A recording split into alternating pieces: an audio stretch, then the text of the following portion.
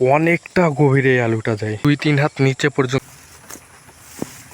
অবস্থা দেখো, এই দেখো। হ্যালো বন্ধুরা, আজকে একটা নতুন ব্লগে তোমাদের সকলকে জানাই স্বাগত। তোমাদেরকে আমি কালকে বলেছিলাম এই রাবিশগুলো আমাদের যে এই জায়গাটা আছে এই জায়গাটা দিয়ে দেবো।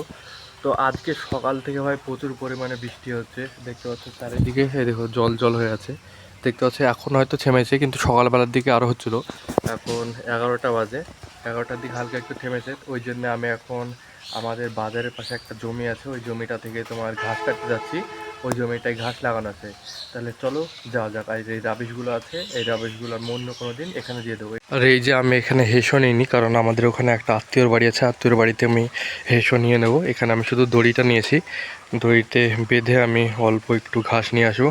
তাহলে চলো যাওয়া যাক। বন্ধুরা, আজকে বৃষ্টি হচ্ছে, এই জন্য পুরো বাজার ফাঁকা, দেখতেই পাচ্ছ। এই যে বন্ধুরা, আমি এখন চলে এসেছি বাজারের পাশে এই জমিটায়, দেখতে পাচ্ছ। এই সামনে আছে তোমার ঘাস লাগানো, তো ওই ঘাসগুলোকে কাটবো। তাহলে চলো কেটে নিই।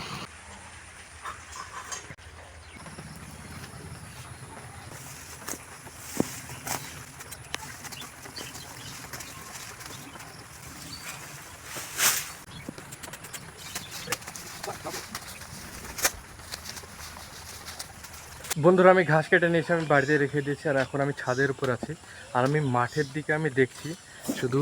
এই তো আমাদের হুইটা যেটা চাষ করে দিয়েছে, গহমা বুনবে তাই বলেছিল, যে গহমাগুলো হয় আমি কেটে নিয়ে আসি ওগুলো। তো আজকে ওইটা বুনতো, কিন্তু হলো না। আজকে বৃষ্টি হলো, আর বৃষ্টির দিনে তোমার ওইটা বোনা হয় না, হালকা রোদ লাগে। রোদ্দুর যবে বেরোবে তবেই তোমার চাষ করে দিয়ে লাগিয়ে দেবে। এই যে বন্ধুরা দেখতে পাচ্ছ, একটা গাছ এখান দিয়ে উপরে উঠছে, এটা তোমার আলুর গাছ। মাটির নিচে এই আলুটা হয়, খুবই ভালো এই আলুটা।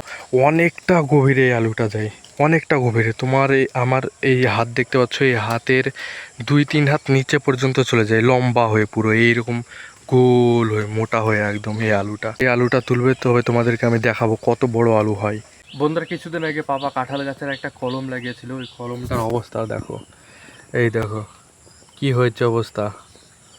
এর পাতার অবস্থাটা দেখে মনে হয় না যে এটা এভাবে বেঁচে আছে।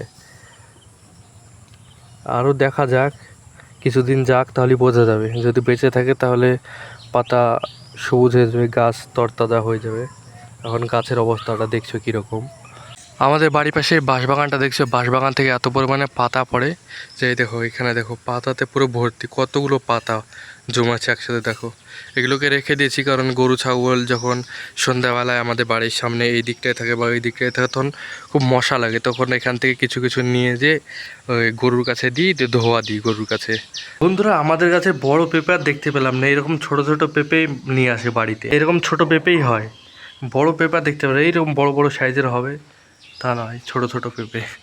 রাখলে হয়তো হবে, আমরা তো রাখি না, খেয়ে নিই। ছোট ছোট হয় আর পেড়ে পেড়ে খেয়ে নিই। বন্ধুরা, তোমাদের কাছে আজকের ভিডিওটা কেমন লাগলো তোমরা অবশ্যই কমেন্ট বক্সে বলো। আর যাওয়ার আগে অবশ্যই ভালোবেসে লাইক সাবস্ক্রাইব করে দিয়ে দিও। আজকের জন্য টাটা, বাই বাই।